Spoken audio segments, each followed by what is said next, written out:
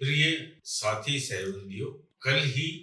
आगामी वर्ष अर्थात 24-25 के केंद्रीय बजट की घोषणा की गई और घोषणा के पश्चात पक्ष में और विपक्ष में तरह तरह के आरोप प्रत्यारोप और सत्ता पक्ष द्वारा स्वाभाविक रूप से इसे एक विकसित भारत का आईना बताया गया कि कैसे भारत आगे उन्नति की राह पर अग्रसर होगा। और विपक्षियों का जैसा हमेशा शासन के विरुद्ध जो नीतिगत निर्णय हो या अच्छे निर्णय हो या बुरे निर्णय हो, उन पर आलोचना करना उनका स्वभाव है। उनका एक प्रकार से जनता के सामने एक दूसरी ही तस्वीर भारत के आर्थिक विकास की रखना उनके लिए राजनीतिक मजबूरी होती है। किंतु निरपेक्ष प्रयास का हमेशा यह उद्देश्य रहा है कि जो मैथमेटिक्स पर आधारित विश्लेषण है, और मैथमेटिक्स किसी के पक्ष में और विपक्ष में नहीं बोलती, इसीलिए हमारे सॉफ्टवेयर जिसके जरिए मैं इस बजट का एक विश्लेषण आपके सामने रखने वाला हूँ कि वास्तव में ये विकसित भारत के सपने को साकार करने वाला बजट है, अन्यथा नहीं। मैं यह कह सकता हूँ कि हमने प्रतिशत आंकड़ों का अभी पूरा विश्लेषण करने का क्योंकि समय नहीं था, इसीलिए बजट में कितने प्रतिशत आय कहां से प्राप्त होगी और कितने प्रतिशत किन खर्चों के ऊपर इसे व्यय किया जाएगा, उसके आधार पर इसका विश्लेषण किया है। और जो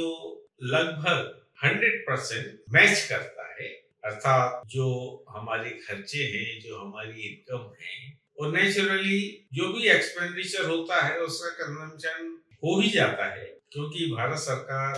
cash system of accounting follow करती है। तो साल के अंत तक जो भी बजट में प्रावधान किए गए हैं प्राप्तियों के और खर्चों के, वो हो ही जाते हैं। और सरकार उत्पादन का कार्य खुद तो नहीं करती, मगर इसे उत्पादक कार्यों में भी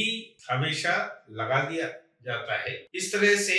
इनकम, एक्सपेंडिचर, कंजम्पशन और प्रोडक्शन, इन चारों को हमने मिलाकर देखा और पाया कि लगभग जो डिविएशन है वो बिल्कुल संतुलित है और इससे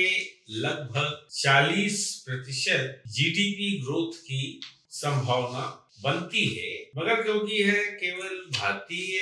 केंद्र के शासन का बजट है, देश का बजट नहीं है, ये इसमें अनेक राज्यों को केंद्र ने अपनी तरफ से जो कर संग्रह होता है उनका हिस्सा उनको ट्रांसफर किया है। अब जब यह पैसा प्रांतों के पास जाएगा और वह किस तरह से इसको अपने यहाँ खर्चे में इस्तेमाल करेंगे, इसके ऊपर केंद्र सरकार का ऐसा कोई निर्देश नहीं दे सकती केंद्र सरकार कि आप इस तरह से खर्चा करें, क्योंकि हर राज्य सरकार अपने हिसाब से अपना बजट बनाती है और उसके हिसाब से अपना खर्चा करती है। तो हो सकता है कि भारत सरकार ने जो पैसा उनको ट्रांसफर किया है, चाहे भले वो जीएसटी का हो या जो अन्य केंद्रीय करों के माध्यम से सरकार कर संग्रह करती है, मगर राज्यों को फाइनेंस कमीशन की रिकमेंडेशन के अनुसार राज्यों को उसे वितरित कर देना पड़ता है। अर्थात राज्य सरकारें जिसे कहते हैं कि केंद्र सरकार के निर्देशों को मानने से बाध्य नहीं होती, वह अपने हिसाब से खर्चा कर सकती है। अब यह एक वित्तीय अनुशासन का कोई अगर मॉडल उनके सामने रखा जाए कि आप अपने बजट को भी अगर इस तरह से संतुलित करें किसी गणित पर आधारित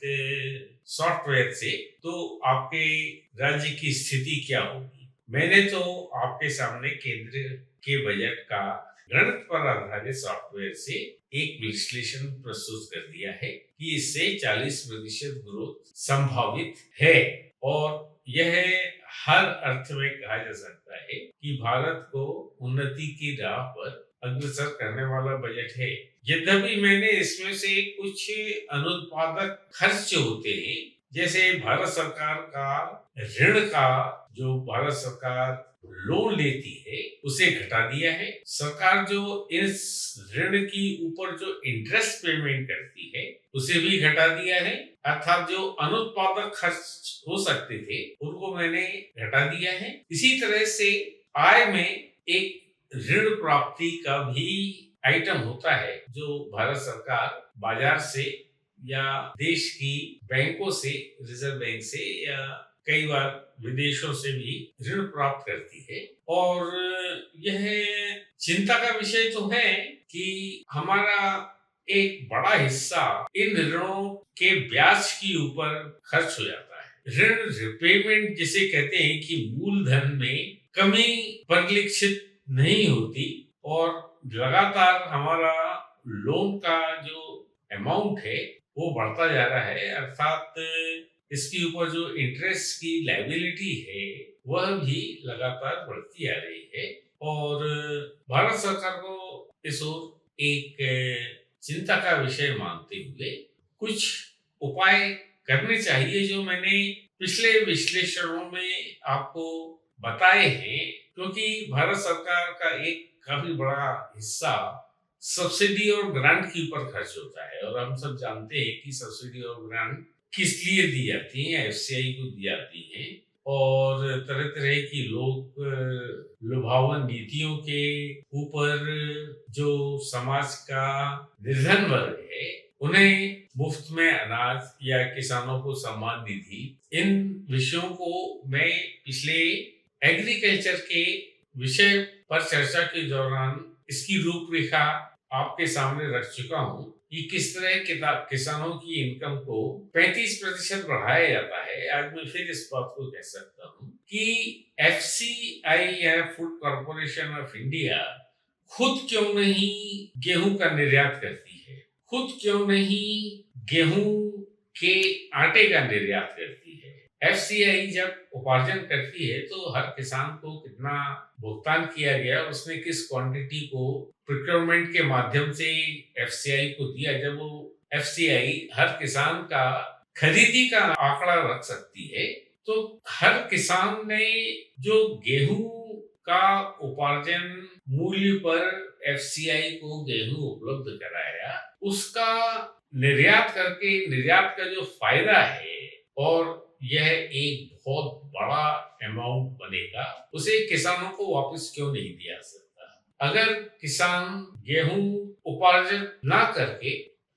गेहूं का आटा अगर एफसीआई को देते हैं और वह आटा अगर एफसीआई निर्यात करता है तो उससे जो प्राप्त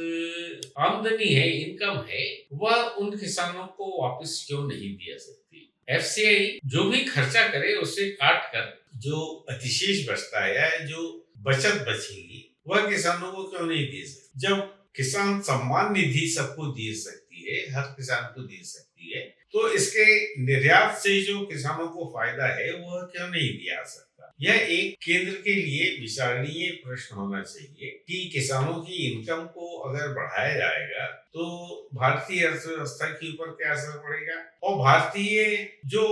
बजट है जो अभी फिलहाल प्रस्तुत किया गया, अगर उसमें से ये सारे खर्चों का बोझ कम कर दिया जाए तो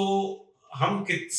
तरह से ऋणों को कम कर सकते हैं और इसकी जगह पर हम अपने देश के आर्थिक विकास, चाहे भले वो फिर संस्थागत हो, वैसे इस बजट में रेलवे का बजट भी बढ़ाया गया है, रोड के लिए भी पर्याप्त, और सबसे अच्छी बात है कि युवाओं को जो प्रशिक्षण और उन्हें प्रशिक्षण के दौरान जो भुगतान किया जाना है 15,000 रुपए के लगभग, वह एक प्रशंसनीय है, क्योंकि भारत की रोजगारी की समस्या एक गंभीर आयाम लेती जा रही थी, जिसे इस बजट में ऐसा प्रतीत होता है कि इसकी गंभीरता को समझते हुए केंद्र सरकार ने एक बहुत महत्वाकांक्षी योजना का शुरुआत इस बजट में करी है। और कुछ चीजें ऐसी थी जैसे इंडियन ऑयल वगैरह को जो पूंजीगत और जो उनको जो हानि हो चुकी थी उसकी जो क्षतिपूर्ति थी इस बार वह शून्य है। पिछले बजट में इसका काफी बड़ा प्रावधान किया गया था, मगर इस बार वह खर्चा भारत सरकार ने शून्य है, अर्थात जो इंडियन ऑयल है, हिंदुस्तान पेट्रोलियम, सार्वजनिक क्षेत्र की जितनी भी कंपनियां हैं, उन्हें किसी भी तरह का कोई केंद्र के बजट में मदद का, असिस्टेंस का कोई भी प्रावधान किया ही नहीं गया है। मगर इसके विपरीत मैं यह कह सकता हूँ कि भारत में अभी भी एजुकेशन के ऊपर, हेल्थ के ऊपर बहुत कम खर्चा हो रहा है और डिफेंस के ऊपर भी खर्चे में प्रतिशत के आधार पर कोई विशेष वृद्धि नहीं की गई है। यह किन कारणों से किया गया? शायद हो सकता है कि हमारे वित्तीय साधन कुछ कम हैं। इस कारण भारत सरकार चाहकर भी अधिक राशि इन विषयों के ऊपर अधिक वित्तीय प्रावधान करने में अपने आप को अक्षम पाती है। मगर इसकी क्षतिपूर्ति, जैसे मैंने पिछली बार एक सुझाव दिया था कि प्रत्येक व्यक्ति जो भी आयकर दाता है उसका बैंक में कितना पैसा आया और उसने इसको कितना खर्च किया और क्या वह उसकी आयकर विवरणी से, आयकर का जो रिटर्न है उससे वो मैच करता है। ऐसा वैसे आदरणीय वित्त मंत्री ने यह घोषणा की है कि आगामी 6 महीने के अंदर आयकर अधिनियम में बदलाव किए जाएंगे। उसके लिए उन्होंने एक कमेटी की नियुक्ति भी कर दी है जो आयकर अधिनियम में क्या क्या फर्क आना है इसका एक रिकमेंडेशन वित्त मंत्रालय को सौंपेगा। मुझे आशा ही नहीं, पूर्ण विश्वास है कि जैसे पूंजीगत लाभ में इस बार कुछ बदलाव किए गए हैं, अर्थात शॉर्ट टर्म कैपिटल गेन और long term capital gain tax में बदलाव किया गया है, उसमें बढ़ाया गया है और इसके कारण से बाजार में जो निवेशक हैं उनको कुछ निराशा हुई और जो हमारा सेंसेक्स है, निफ्टी है, इसमें कुछ गिरावट आई है, क्योंकि निवेशकों का अगर टैक्स का दायरा बढ़ जाता है तो वो अपनी बजट जो शेयर्स मार्केट है उसमें लगाने से कतराएंगे। इससे कोई विशेष असर नहीं पड़ता। भारत की अर्थव्यवस्था मजबूत है और मजबूती की तरफ आगे बढ़ रही है और ये शेयर में उतार चढ़ाव, तो जैसे मैं कहता हूँ कि अगर एक कोई बड़े पूंजीपति को छींक भी आ जाए तो मार्केट रिएक्ट करने लगता है। तो इन छींकों का, खांसी का, उनको होने वाले वायरल फीवर का भारत सरकार को इस बारे में कोई चिंता करने की जरूरत नहीं है। भारत सरकार को एक आम नागरिक जिसकी आय, एवरेज आय में और जो आय की असमानता है, इसे किस तरह से कम किया जा सकता है, इस ओर अपना पूरा ध्यान रखना चाहिए और उसका सबसे बड़ा एक उपाय यही है कि जो कृषि की आय है, जिसे मैंने आपको बताया कि आयकर अधिनियम में कृषक की परिभाषा तक, कौन कृषक होगा, किस तरह से उसके आयकर रिटर्न में वह अपने आप को कृषक कहने का अधिकारी बनता है, क्या वास्तव में वो कृषक है? सिर्फ कृषि योग्य भूमि का स्वामी होने, कृषक होने का परिणाम नहीं हो सकता और ना वह उस कृषि आय को अपनी टोटल इनकम में जोड़ने का अधिकारी हो सकता है। मेरा ऐसा मत है। भारत सरकार को मैं एक बार फिर इस प्लेटफॉर्म के माध्यम से यह सूचित करना चाहूंगा कि जो असमानता है, आय की असमानता है, वो अभी भी बहुत ज्यादा है। अमीर हो, इसमें कोई संशय नहीं है। हर आदमी को अमीर होने का मौका मिलना एक अलग बात है, उन्हें बराबर का अधिकार मिलना ये एक अलग बात है। मगर सरकार अपनी तरफ से इस समानता को दूर करने का क्या प्रयास कर रही है, यह है हमारी जो शासक दल है उनकी इच्छा शक्ति पर निर्भर करता है कि क्या हम वर्तमान आय की असमानता को ऐसे ही जारी रखेंगे या इसमें उत्तरोत्तर ऊपर की लाइन को छोटा नहीं करना है हमें, मगर उस लाइन अर्थात गरीबी की रेखा को क्रॉस करना एक अलग बात है, और गरीबों को किस तरह से हम मध्यम आय वर्ग में और मध्यम आय वर्ग को कैसे उच्च आय वर्ग में परिवर्तित करने का प्रयास कर रहे हैं,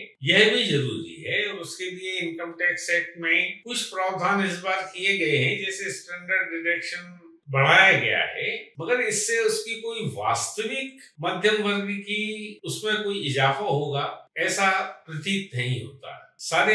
चार्टर्ड अकाउंटेंट लगभग एकमत हैं कि सरकार ने एक हाथ से दिया और दूसरे हाथ से वापस ले दिया, अर्थात नील बटा सन्नाटा, किसी को कुछ ज्यादा फायदा मध्यम वर्ग को हुआ ही नहीं। जबकि मध्यम वर्ग को कैसे उच्च वर्ग में, उच्च आय वर्ग में क्रमबद्ध तरीके से शामिल किया जाएगा और उच्च मध्यम वर्ग को कैसे और अधिक उच्च मध्यम वर्ग में ट्रांसफर किया जाएगा, इसकी कोई विशेष कार्य योजना परिलक्षित ना तो इस बजट में हुई, ना इसके पहले जितने भी बजट आए हैं उनमें इस तरह की कोई योजना भारत सरकार के सामने नहीं आई कि समयबद्ध तरीके से, हम कहते जरूर हैं कि 2045 तक भारत एक विकसित राष्ट्र बन जाएगा। किस अर्थ में हम कहते हैं? क्या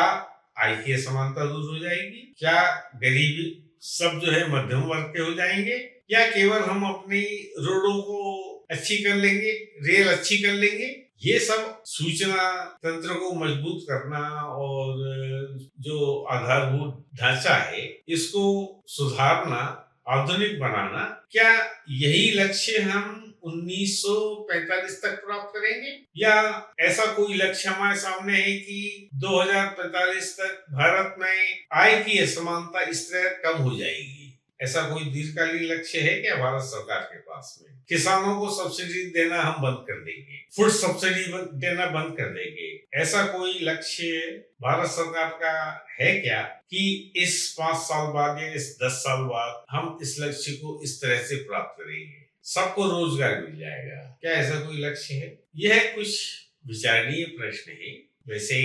मैंने अपने विश्लेषण से 40% ग्रोथ का विश्लेषण तो सामने रख दिया है, मगर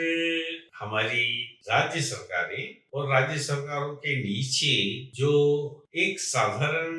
जनता है, गांवों में जो रहती है, पंचायतों पे अभी भी खर्चा लगभग नगण्य है। न केवल राज्य सरकारों का बल्कि केंद्र की तरफ से भी इन पंचायतों को मजबूत करने का और गांवों की अर्थव्यवस्था को मजबूत करने का कोई रूपरेखा इस बजट में परिलक्षित नहीं होती। किसानों का किस तरह से इनकम उनकी बढ़ाई जाएगी, केवल सब्सिडी देकर नहीं, इसके अलावा और क्या क्या उपाय किए जाने चाहिए। जैसे इस बार यह बताया गया है कि जैविक खाद के उपयोग को बढ़ावा दिया जाएगा। यह एक मैं कह सकता हूँ कि पॉजिटिव प्रयास है। और अधिक निर्धन वर्ग के लिए आवास बनाए जाएंगे, यह भी एक प्रशंसनीय कार्य है। मगर यह सब चीज भारत सरकार को ही करने की जरूरत क्यों है? क्या भारत का एक आम नागरिक आर्थिक रूप से इतना सक्षम नहीं हो सकता कि वह खुद अपना घर बना सके, खुद की आर्थिक उन्नति की योजना बना सके, अर्थात छोटा मोटा कोई उद्योग लगा सके? उन्हें हम कब तक ऋण के माध्यम से या सब्सिडी के माध्यम से हम इस चीज के लिए प्रोत्साहित करेंगे? ये सब कुछ विचारणीय प्रश्न है कि शासन की बैसाखियों के ऊपर चलकर अगर हम अपनी देश की उन्नति की कल्पना कर रहे हैं तो हम एक प्रकार से एक ऐसा वर्ग तैयार कर रहे हैं जो हमेशा शासन का मुंह ताकेगा, उसमें उद्यमशीलता नहीं आएगी। उद्यमशीलता तब आती है जब उसमें किसी उद्यम को चलाने की रिस्क लेना, जब तक वह रिस्क लेना नहीं चाहेगा वो रिस्क तभी लेगा जब उसका खुद का आर्थिक हित उस उद्यम के साथ में जुड़ा हो। अर्थात हर उद्यमी तभी कोई उद्यम डालता है जब उसे विश्वास होता है कि उसे उससे प्रॉफिट होगा, उससे कुछ लाभ होगा। सहायता के जिसे मैं कह सकता हूँ कि बैसाखियों पर चलकर आप ओलंपिक की रेस नहीं जीत सकते। ओलंपिक की रेस जीतना है तो आपको लगातार दौड़ने की प्रैक्टिस करना पड़ेगा, अपनी रफ्तार को, अपने स्टेमिना को हर दिन आपको जो है ना बढ़ाना पड़ेगा, उसको टेस्ट करना पड़ेगा कि मैं जो भी दौड़ में भाग ले रहा हूँ, चाहे वो मैराथन हो या 10,000 मीटर की हो या 5,000 मीटर की हो या 100 मीटर की हो, वह दौड़ने अपने पैरों पर विश्वास रखना, अपने स्टेमिना के ऊपर विश्वास रखना, जब तक उसमें वह अपने ऊपर विश्वास नहीं करेगा, तब तक कोई रेस जीतने का सपना वो नहीं देख सकता। इसी तरह से जो भारत के निर्धन वर्ग को आगे बढ़ाने का जो भी प्रयास हम कर रहे हैं, वो शासन की बैसाखियां कुछ समय के लिए ठीक है, मगर उसकी कोई एक समयबद्ध सीमा होनी चाहिए कि इसके पश्चात आपको अपना वित्तीय भार लेके आपको खुद अपना जो भी व्यवसाय है, उद्योग है, वह सफलतापूर्वक कैसे चलाया जाएगा, इसका रिस्क आपको लेनी पड़ेगी। बैंक पूंजी देने के लिए तैयार है, ऋण देने के लिए तैयार है, सरकार हर तरह से उनकी मदद करने के लिए तैयार है, मगर अकाउंटेबिलिटी हितग्राही की जब तक नहीं आएगी, तब तक सच्चे अर्थ में भारतीय अर्थव्यवस्था स्थिर और जो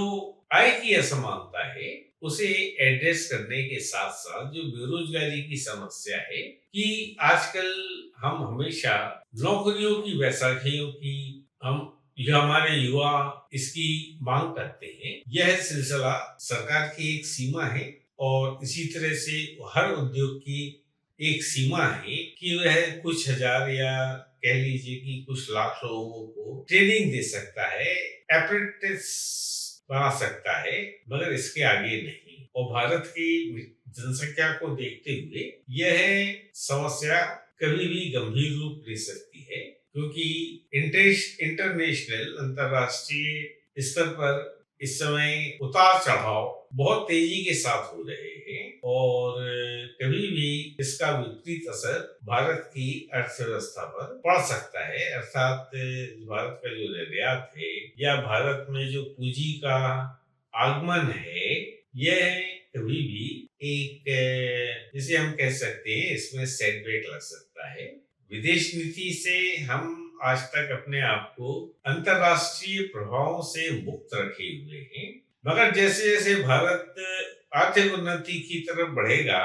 भारत की उन्नति से जलन करने वाले तत्व जो है, विदेशी ताकतें जो है ना,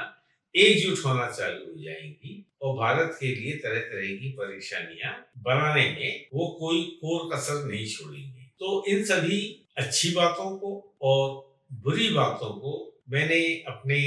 चिंता, जो भी मेरा अनुभव है और जो भी मेरा सॉफ्टवेयर के बारे में जो भी सोचना है, उसके अनुसार मैं कह सकता हूँ कि यह बजट अच्छा है, एक उन्नति की ओर ले जाने वाला बजट है, मगर इसके लिए पूरे देश को भागीदार बनना पड़ेगा। सभी नागरिक को इसके लिए भारत सरकार को, उनको हर व्यक्ति को क्या दायित्व है उसका, इस ओर हमें उसे समझाना पड़ेगा, उसे जो निष्कर्ष है वो समझाने पड़ेंगे। भागीदारी की क्या जिम्मेदारी होती है, भागीदारी में कैसे वह अपना स्थान, एक व्यक्तिगत स्थान कैसे प्राप्त कर सकता है, इन सभी विषयों पर भारत सरकार को गंभीरता के साथ में सोचना चाहिए और एक आम जनता को यह विश्वास होना चाहिए कि भारत वाकई एक समयबद्ध तरीके से आर्थिक उन्नति की मार्ग को प्रशस्त कर रहा है, उस ओर आगे बढ़ रहा है। पूरे 140 करोड़ लोगों के विश्वास के साथ में तभी यह निष्कर्ष और यह चर्चा सार्थक होगी। धन्यवाद।